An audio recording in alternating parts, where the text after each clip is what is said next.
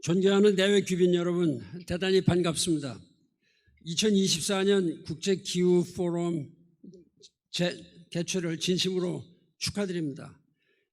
매우 뜻깊은 행사를 준비해 주신 2050 네트제로 기후재단의 장대식 이사장님, 김철수 명예이사장님, 그리고 관계자 여러분의 노고에 감사의 말씀을 드립니다. 많은 분들이 나오셔서 많은 분들을 소개를 했기 때문에 또 제가 말씀드릴 걸 벌써 다 했기 때문에 들으실 게 별로 없을 것 같습니다. 그래서 인원은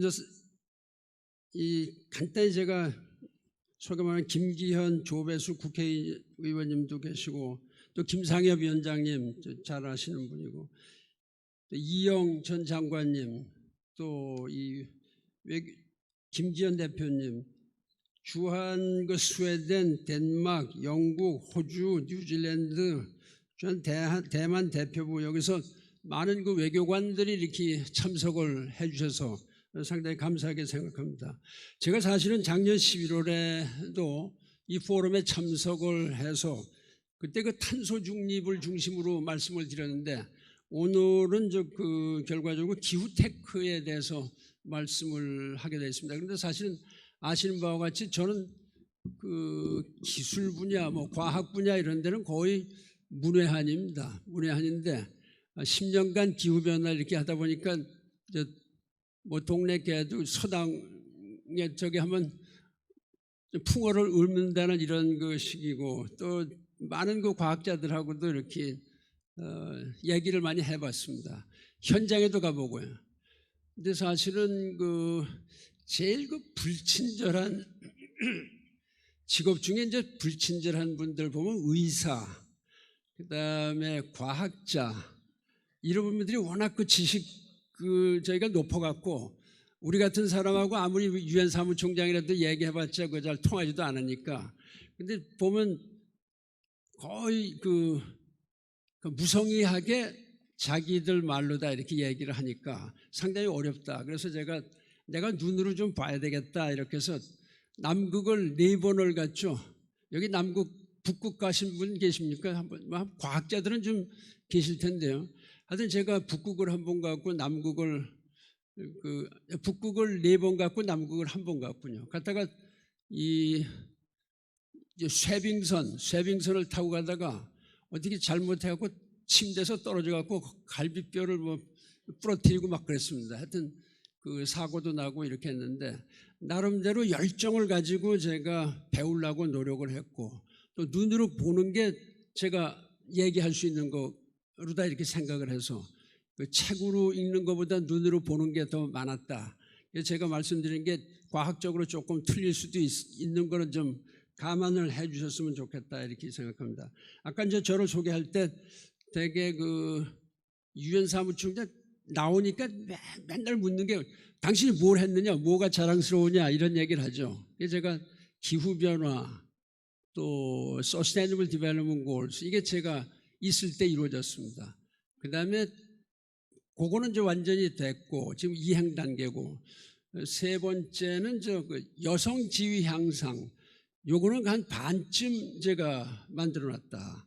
어떤 기틀을 마련해 놓고 우리로 말하면 여성가족부 같은 거를 제가 있을 때 만들었죠. 유엔에서요 여성가족부 만드니까 어마어마하게 리퍼커션이 많아요.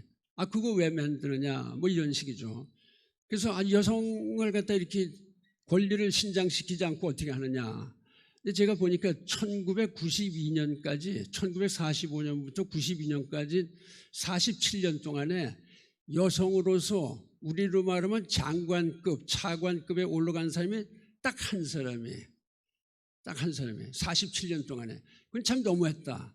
그런데 인구는 직원 수로 보면은 65%가 유엔의 여성입니다. 나머지 35% 이 남성들이 전부 다 높은 자리를 다 차지했죠. 사무총장부터 시작해서 이제까지 여성 사무총장 하나도 없죠. 그러니까 지금 제 후임자가 임기가 끝나는 게 3년 후인데 10대 제가 8대입니다. 10대 유엔 사무총장은 꼭 여성이 돼야 된다는 이야기들이 막 나오고 있는 것 같습니다. 아마 좋은 일이 생기지 않을까. 그걸 사이드라인으로 이렇게 말씀을 드리는 거고 이 SDG를 아주 쉽게 이해하려면 세상에 어떤 사람도 소외되지 않도록 해야 된다. 그러니까 nobody is left behind. 그거가 제일 목표입니다. 그거를 위해서 이 사람, 그다음에 우리 지구, 평화, 번영, 파트너십 이 5개 목표를 내걸었는데 이게 영어로 하면 하다 보니까 5P가 됩니다. People, 지구, planet, 그다음에 prosperity, peace, partnership. 이거 5P로 다 이렇게 이해하시면 참 좋겠다. 그다음에 또 하나 이제 제가 또 말씀을 드리는 건 기후 변화하고 SDG는 무슨 관계냐? 사실은 기후 변화도 SDG에 포함이 되어 있습니다. 17개 목표죠. 이 중에 13번째가 이제 기후 변화죠. 근데 왜 그러면 그 중요하다면서 이게 보면요.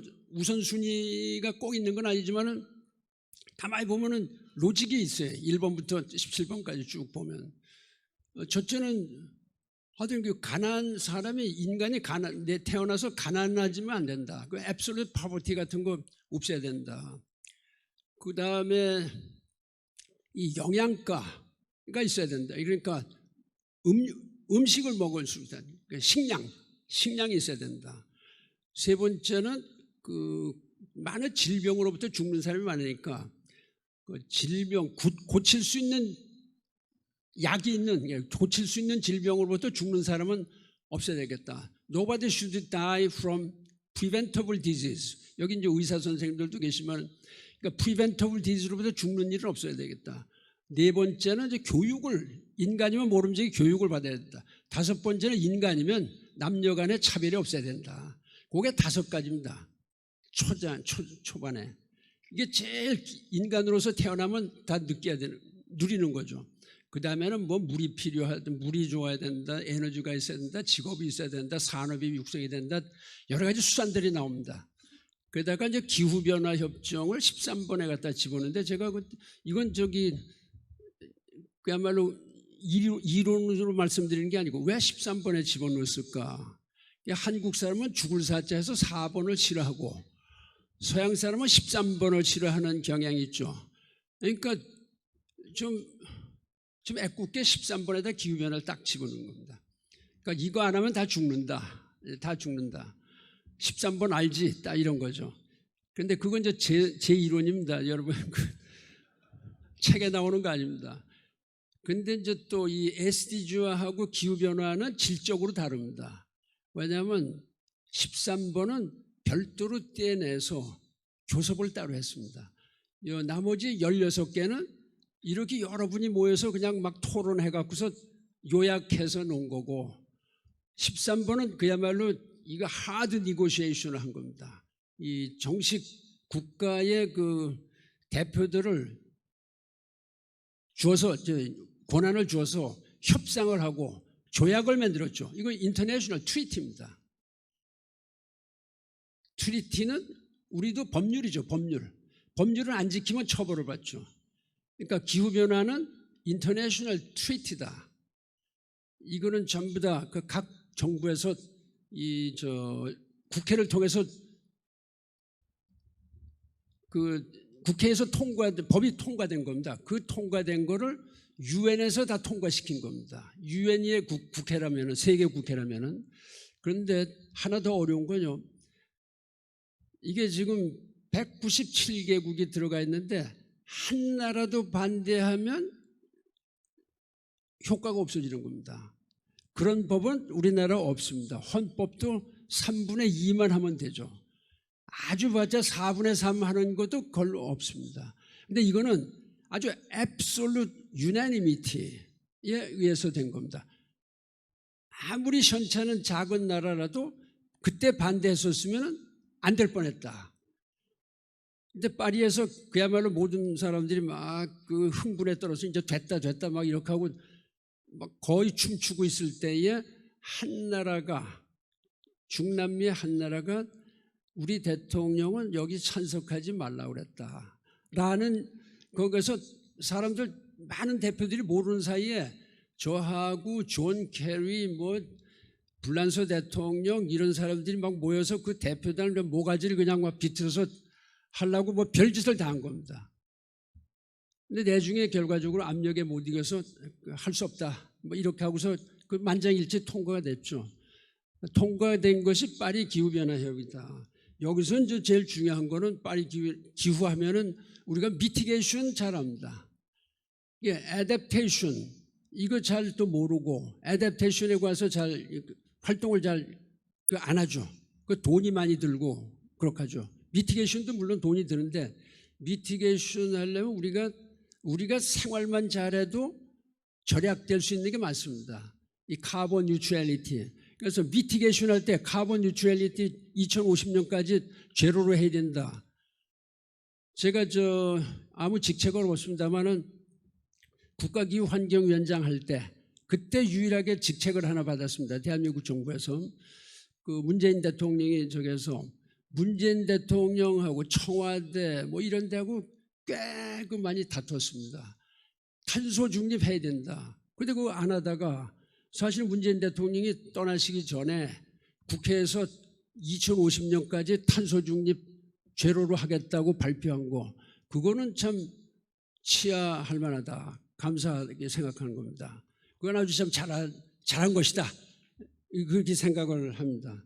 여간하여튼 제가 그 정도까지 이렇게 하고 하여튼 2050 탄소 중립이 아주 제일 중요한 거다. 아까 글로벌 와밍의 그 글로벌 히팅 이렇게 말씀하셨는데 지금 제 후임자가 글로벌 보일링이라는 영어를 썼습니다. 글로벌 와밍, 글로벌 히팅. 그러다 지금은 Now is the era of global boiling. 보일링은 100도입니다. 100도. 100도 하면 다 죽죠. 그러니까 지구가 타고 막 이렇게 되는 겁니다. 그래서 우리가 이 미티게이션, 애댑테이션하고 탄소 중립하고 다 하지 않으면 안 되는 거는 인류의 지속적인 성장이나 생존, 그 다음에 지구 자체의 생존을 얘기를 하는 겁니다. 1.5도 이렇게 얘기를 하는데 1.5도가 벌써 거의 다 됐죠. 1.45도가 됐다고 WMO에서 작년에 발표를 했습니다. 0.05를 가지고 2050년까지 견뎌낼 수 있느냐? 저는 그거 불가능하다 이렇게 생각합니다. 그러니까 더 해야 된다. 거기에서 이제 나오는 게 그냥 우리가 성의만 가지고 해서는 안 되니까 여기에 21세기의 테크놀로지, 사이언스 이걸 갖다가 적용해야 된다. 이게 이제 그 기후 테크죠, 사실은. 기후 테크놀로지죠. 그래서 이제 기후 테크가 중요한 그걸 갖는 그런 이유다. 이렇게 지금 생각을 합니다. 그래서 그 전에 제가 말씀드리면 약간 제가 하나 배운 거는 겁을 줘야 합니다. 겁을 줘야 돼. 사람들이 겁을 안 주면 안 하거든요. 근데 겁을 주는 이유를 제가 한번 말씀을 드리면 인도네시아 얼마나 큰 나라입니까? 그래도 꽤 경제도 좋고 인원도 많고 인도네시아가 최근에 그 수도가 자카르타죠. 뭐 잘 알죠. 자카르타를 보르네오 섬이 있는 그 칼리만탄으로 옮기기로 결정을 했습니다. 왜냐하면 자카르타가 1년에 0.3mm에서 0.8mm 해서 자꾸 가라앉는다는 겁니다. 그러니까 제가 영어로 할 때 Sea level is rising. We have no time to wait. 막 이렇게 얘기를 하는 겁니다. 그러니까 온도가 끓으니까 바닷물이 이제 그야말로 보일하는 거죠. 보일하면 부피가 늘어나죠. 부피가 늘어나면 sea level is going up. 그러니까 60cm로부터 1m 50까지 sea level이 올라간다는 겁니다. 자카르타는 가라앉고 sea level이 올라오니까 예를 들어서 인천 앞바다, 부산 앞바다, 뭐 포항 앞바다 이런 데가 60cm만 바닷물이 올라오면요 우리나라 못 삽니다. 아무리 이렇게 좋은 건물을 만들고 롯데 호텔 같이 뭐 100몇 층 이렇게 만들어놔도 1층에 물이 차이면 자동차도 못 가고 전기 꺼지고 에어컨 엘리베이터 다 죽고 사람이 살 수가 없는 겁니다. 그래서 우리가 이 애답테이션도 빨리 하고 기후 테크를 빨리 동원해서 해야 된다. 그 남태평양에 그 키리바스라는 나라가 있습니다. 조만한 섬이죠. 가보신 분이 계시는지 모르겠는데 저는 일부러 가봤습니다. 그 얘기 듣고. 자동차를 타면요, 이 도로에서 바퀴하고 물이 찰랑찰랑합니다. 늘 비 오는 날처럼. 그렇게 하고 집은 이렇게 땅에다가 한 게 없습니다. 원두막처럼 지어갖고 삽니다. 원두막처럼. 왜냐면 언제 바닷물이 흘러갈지, 이 땅을 치고 갈지 모르니까. 가라앉는 겁니다. 가라앉으니까 피지가 휘지에 땅을 샀어요. 우리가 나라를 옮겨야 되겠다. 그 나라 없어질 겁니다. 근데 많은 그 남태평양에 가면요, 사람들이 그 할아버지 이런 사람들이 멀리 보이던 섬이 없어진 걸 자기들이 많이 봤다. 이렇게 얘기하는 겁니다. 가라앉는 거죠. 그래서 우리가 이제 그 기술로 다 이렇게 해야 되는데, 우리가 기존의 에너지 효율성을 갖다 높인다든지 화석 에너지를 퇴출한다든지 산림 조성을 한다든지 이런 것 갖고 하기는 지금 너무 늦었다. 이것도 안 하는 나라가 많죠. 이거 갖고는 이미 늦었다. 보다 혁신적인 접근법이 필요하다. 여기서 기후테크에 주목해야 되는 이유가 바로 여기 있다. 기후테크는 기후 특성에 따라서 몇 가지로 세분화되어 있습니다. 온실가스 배출, 기후변화 적응, 애답테이션 뭐 이런 게 다 기술이 적응되는 건데, 이 자리에서는 그야말로 다양한 테크니크를 보유한 국내외 기업들이 이 기후테크 동향, 기술 이런 거를 많이 도입을 해갖고서 기술로 다 이제 이걸 막아야 된다. 이런 그 말씀을 드립니다. 기후테크는 그야말로 SDG 17개를 이행하는데도 아주 구체적이고 실행 가능한 수단을 제공한다. 이런 점에서 이 파리 기후협정이나 SDG하고 불가분의 관계가 있다. 이렇게 말씀을 드렸습니다. 예를 들어서 태양광이나 풍력과 같은 재생에너지는 기술 진보로 이미 화석 연료보다 더 저렴하고 경제적인 에너지원이 되어 있고, 또 그 소형 모듈 원전이라는 게 있죠. SMR. 그것도 지금 아주 상용화가 거의 눈에 보이고 있다. 빌 게이트 같은 사람들이 돈을 어마어마하게 이렇게 여기에다 이제 투자를 하고 있는 거죠. 재생에너지나 스마트 그리드, 전기차 등의 분야에서 또 혁신이 새로 이루어지고 있다. 여기 유럽에서 오신 외교관들도 있습니다만은 유로피안 유니언이 얼마 전에 그걸 발표했죠. CBAM, 카본 보더 어저스먼트 메커니즘, CBAM 이런 걸 갖다 해서 2035년부터는 이 전기차 아닌 거는 받지 않는다. 그러니까 가솔린이나 디젤이나 이런 자동차를 가면요, 완전히 그냥 그 100% 세금을 물여갖고 맞지 않는 겁니다. 그러니까 현대자동차의 정의선 회장은 이미 발표를 했습니다. 2035년 되면 무조건 전기차다. 제가 아무런 근거는 없지만은, 자격은 없지만은 제가 포항제철을 2번을 갔습니다. 서울에서 회장님을 만나고 직원들 많았고 강의를 하고, 그 다음에 포스코 포항 공장을 갔습니다. 그러면서 거기에 이제 공장장이나 사장이나 이런 기술을 하시는 분들하고 대화를 했는데, 이 포스코도 아무 쓸모가 없어진다. 이 포스코 하나가요, 우리나라 그린하우스 가스 에미션의 12%를 담당하고 있습니다. 공장 하나가. 그러니까 대한민국을 100이라 하면 전부 다 시커먼 거기서 12%가 올라가고 있는 겁니다. 울산에서. 그래서 이거 바꾸지 않으면 당신들 철강 못 팔아먹는다. 그래서 결과적으로 어떻게 했느냐. 뭐 저는 기술적인 건 잘 모르지만은 하이드로진, 그러니까 수소를 호주에서 들이와서 이 버너가 8개가 있는데 그걸 갖다 다 수소환원 제철이라는 이런 그 타이틀을 붙여서 앞으로 해야 된다. 그래야만 포스코가 공장으로서 명맥을 유지할 수 있고 수출을 할 수 있다, 이런 점입니다. 그래서 기후테크 동향을 이렇게 보면 세계 각국은 이미 기후변화 대응을 위한 기술 개발에 엄청난 노력을 기울이고 있다. 이 분야에서 선도적 위치에 서는 것이 경제적 이익뿐만이 아니고 국제적 영향력을 확대하는 데 있어서도 수단이 된다. 특히 그 글로벌 경기 침체, 이런 상황 하에서도 기후테크 분야는 높은 투자 비중을 유지하고 있습니다. 예를 들어서 이 기후테크 비중이 2016년에 170억 달러 정도였는데 기후테크 산업은 2032년에 200조 원까지 올라간다.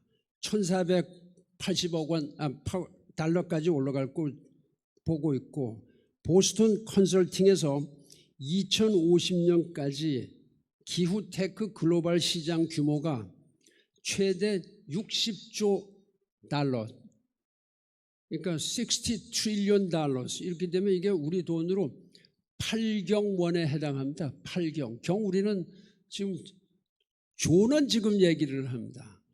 근데 지금 경은 우리가 아직 안 가고 있죠. 8경 원까지 갈 수가 있다, 이렇게 얘기하고 있습니다. 그러니까 2022년 재작년에 기업 가치가 10억 달러가 넘는 유니콘 기업 중 83개가 기후테크 분야에서 나왔다고 합니다. 이게 이제 유니콘, 아까 그 김상엽 위원장님도 뭐 말씀을 하시는데, 유니콘이라는 게 원래 없는 동물입니다. 그래서 코뿔소 하나만 있는 아주 유니크한 것이죠. 근데 하여튼 기업들이 지금 유니콘 하여튼 이 투자를 그러한 과학 테크놀로지, 기후변화에도 테크놀로지가 들어가야 된다. 우리나라의 경우에 10,000개의 기후테크 기업이 있습니다. 그러나 아직은 유니콘 기업은 하나도 없다, 이렇게 나옵니다. 저는 여기 어디서 자료를 봐서 얘기하는 거기 때문에 구체적인 걸 저한테 물어보시면 저는 잘 답변을 못합니다. 사실은 그렇게 말씀을 드리고, 또 기술 수준도 미국이나 EU 선진국 대비해서 70-80% 수준의 뿐이 우리가 못 올라가고 있다. 그러니까 나머지 20-30%를 채고 올라가야 우리도 따라갈 수 있다. 지금 따라갈 수 있다, 이런 걸 말씀을 드립니다. 그런데 글로벌 차원에서 지금 이 기후테크가 좀 다 시작 단계에 있는 건 사실입니다. 그래서 우리가 이 기회를 잘 포착을 해서 새로운 경제 성장의 동력을 유지해야 된다. 이래서 제가 몇 가지 당부의 말씀을 드립니다. 첫째, 이게 무엇보다도 정부의 역할이 아주 중요하다. 정부가 리드해야 된다, 이렇게 생각합니다. 현재 기후테크에 대한 투자는 주로 민간 중심으로 다 이어지고 있는데, 기후위기의 규모, 또 시급성, 중요성에 비추어 볼 때에 이 정부가 이것이 국가 경쟁력이다 라는 판단을 가지고 여기에 공적인 자금을 투입을 해서 이 기업들을 갖다 육성을 해야 된다. 이 창의와 혁신을 제한하는 규제를 또 과감히 타파해야 된다. 우리는 아주 동사무소 하나만 가도 복잡합니다. 솔직히 말하면 상당히 이런 절차가 복잡하죠. 많이 좋아졌습니다. 제가 공무원 시작할 때보다. 그럼에도 불구하고 예를 들어서 어떤 기업이 유니콘 기업을 하려면 아마 상당히 힘들지 않을까. 여기 이제 정부에서 나오신 분이 계신지 모르겠습니다만은 정부가 정신을 바짝 차리고 최소한 또 방해는 하지 말아야 된다. 이 기업들이 잘 나가는 걸 방해는 하지 말아야 된다. 전 이런 생각합니다. 우리 정부가 그래서 이 윤 정부 때에 작년 6월에 기후테크 산업 육성 전략을 발표했습니다. 2030년까지 10개의 기후테크 유니콘 기업을 육성하겠다. 그 다음에 10만 개의 일자리와 100조 원의 규모의 수출을 달성하겠다. 이런 청사진을 정부가 제시를 했습니다. 두 번째로 이 금융권의 역할이 아주 중요하다. 우리나라 지금 뭐 큰 은행들이 많이 있죠. 기후테크 기업이 필요한 자본을 조달하는 데 있어서 투자 및 자금 지원 메커니즘 구축을 통해서 금융권이 중요한 역할을 좀 해야 된다.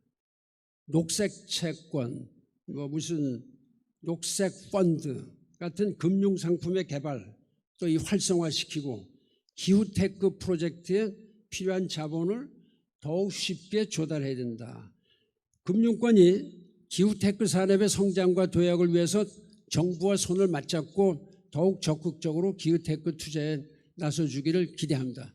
사실 우리나라는 정부가 좀 꽤 힘이 있기 때문에 금융권도 정부에서 잘 이렇게 그게 공식적인 건 아닙니다만 하여튼 잘 할 수 있을 거다. 저는 이렇게 좀 생각을 합니다. 이 자리에 계신 국내외 기후테크 기업인 여러분께도 그런 말씀을 드립니다. 사실 기후테크는 이게 혁신적이고 급진적인 변화를 요구하는 그런 분야입니다. 어느 경우보다도 소위 그 기업가 정신, entrepreneurship, 우리가 그 frontier spirit 이렇게 얘기했습니다만 기업가 정신이 있어야 됩니다. 그 다음에 기후변화 그 자체가 너무나 복잡하고 또 다각적이고 또 불가측하고 자연을 우리가 컨트롤 못합니다. 그렇기 때문에 끊임없는 기술 혁신이 필요하다. 이와 더불어서 기후테크 협력을 통해서 시너지를 창출할 수 있도록 노력해 주시길 바랍니다. 기술 개발 초기부터 기업, 정부, 학계, 비영리 단체 간에 협력해서 기술 개발과 시장 진입에 이 여러 가지 유리한 점을 도와줘야 된다. 오픈 이노베이션이라고 그러죠. 오픈 이노베이션은 높은 초기 투자 비용, 고도의 기술을 요구하는 기후 테크 산업에 있어서 그 성공을 배가시키는 매우 유효한 전략으로 입증되고 있습니다. 우리는 여러 외국 기업과 정부에서 참여하고 있는데 국제적인 협력에 대해서도 강조드리고자 합니다. 사실은 기후위기는 국경이 없습니다. 너 나가 없죠. 뭐 여야가 없고 하여튼 그 국경을 초월하는 문제이기 때문에 국제적 협력 없이는 기후테크도 불가능하다. 그러니까 이거는 막 유엔을 중심으로 하든지 IPCC 같은 데서 건의를 이렇게 해갖고서 전체적인 그 조화로운 그 협조 관계가 있어야 된다. 기술과 정보를 공유하고 공동 연구 또 프로젝트를 추진하면서 국제적인 금융 지원을 확대해 나가야 된다. 이렇게 생각합니다. 아울러서 선진국, 개발도상국 간의 협력에 있어서도 큰 역할을 해 주시기를 기대합니다. 그런 면에서 지금 그 윤석열 대통령 아이디어로 우리 외교 역사상 처음으로 제1회 1차 한국 아프리카 정상회의를 하죠. 지금 하고 있습니다. 고향에서 대통령이 주재를 하고 계신데 이건 아주 획기적인 일입니다. 아시아에서는 3나라쯤입니다. 일본이 시작을 했고 중국이 하고 우리가 지금 들어섰다 이런 점을 말씀을 드립니다. 또 이 개발도상국에 대한 그 기술과 지원이 필요한데 우리 정부가 아시아개발은행 ADB와 공동으로 기후기술 허브 K허브를 설치하기로 합의를 했고 또 기후기술 네트워크의 거점 역할을 수행할 것으로 봅니다. 마지막으로 제가 여기에 계신 이 시민 여러분들께도 좀 2가지를 당부를 드리고 싶습니다. 기후위기는 사실 우리가 직면한 기후위기 문제를 해결할 수 있는 혁신적인 그 열쇠가 기후테크다. 이렇게 되는데 사실은 우리 시민들은 기후테크를 가질래 가질 수가 없겠죠. 그러니까 이분들한테 우리가 도와주고 제가 말씀드리는 것은 여러분들이 할 수 있는 분야가 없더라도 이 생활의 여러 가지 행태 이런 걸 좀 기후 친화적으로 했으면 좋겠다. 그래서 제가 늘 그 잔소리 비슷하게 합니다. 사무실에서 잔소리 많이 합니다. 종이를 아껴 써라. 이면지를 써라. 뭐 하여튼 종이 한 장도 버리지 말아라. 물 한 방울 아껴라. 전등 하나 아껴라. 전 그러니까 아파트에서도 안 쓰는데 무조건 전기를 끕니다. 애들이 싫어하고 왜 자꾸 그런 거에 신경 쓰느냐. 너무 좀 쫌팽이 같이 한다 이렇게 얘기하는데 사실은 그런 것이 우리 시민 정신에 들어 있어야 된다. 우선 첫째로 기후 소비자입니다. 여러분들은 선택권을 행사하는 겁니다. 우리가 지속 가능한 기술과 제품을 선호하고 구매함으로써 이 기업들이 더욱 친환경적인 생산을 하게 됩니다. 그거는 여러분들이 투표하는 거나 마찬가지입니다. 여러분이 돈을 가지고 물건을 사니까 더 좁고 더 기후 친화적인 제품을 사게 됩니다. 그거는 시민들이 기업한테 그렇게 역시 압력을 넣는 것이 된다. 그게 또 기술의 발전하고 확산하는 계획이 된다. 두 번째, 여러분들께서 기후 시민으로서 정치적인 목소리를 내는 겁니다. 여러분들의 목소리로 기후 정책을 전환시킬 수 있다. 여기 아까 김기현 대표님도 계시고 국회의원 조배숙 의원들 제가 딱 이 얘기하려니까 다들 가셨는데 사실은 정치인들이 미움도 받지만 그분들이 없으면 또 안 됩니다. 결과적으로 정치적으로 협상을 해서 여야 간에 협상을 하고 기술에 돈을 더 투자하고 예산을 배정하고 이래야 되는데 그거를 움직일 수 있는 건 여러분들이 투표로 할 수 있다. 여러분들이 권한이 있습니다. 투표 하나하나가 아주 중요하다. 그런 면에서 여러분들께서 정치인들을 좀 더 기후 친화적인 마인드세트를 가질 수 있도록 선거 강령에도 들어가게 하고 뭐 이렇게 된다. 사실은 이번에 국회의원 선거하면서 기후위기가 중요하니까 우리 잘합시다 이렇게 얘기한 후보 전 못 들어본 것 같습니다. 서로 상대방 그 험만 뜯어내고 막 이렇게 됐는데 여러분들이 참 시민으로서의 역할을 좀 해줬으면 좋겠습니다. 이게 제가 너무 오랫동안 얘기했기 때문에 끝을 내겠습니다. 여러분, 우리는 생존 차원의 기후위기에 대응하기 위해서 과학과 기술의 힘을 활용해서 아주 모든 걸 혁신적인 수단으로 다 동원해야 됩니다. 기후위기는 분명히 위협입니다. 우리한테 위협이죠. 그렇지만 이 위험을 기후로 바꿀 수가 있다. 여러분들의 작은 실천, 기업의 혁신을 위한 노력, 금융권과 정부의 강력한 지원, 국제사회 협력이 하나로 모아질 때에 우리가 이 기후 테크를 더 발전시키고 기후 위기를 슬기롭게 넘길 수 있는 이런 거 아니냐 이렇게 생각합니다. 저는 늘 이런 얘기를 합니다. 이 세상에 기후 위기라든지 지속 가능 발전이라든지 과학의 발전 혼자 할 수 있는 나라는 없습니다. 아무리 강하고 리소스가 많은 나라일지라도 다 같이 손을 잡고 연대를 해야 됩니다. 제가 늘 영어로 한마디 이런 얘기합니다. There is not a single country, individual in this world, however powerful, however resourceful may be, one cannot do it alone. We must join all our hands on the deck together. That's your moral responsibility. And for politicians, political responsibility.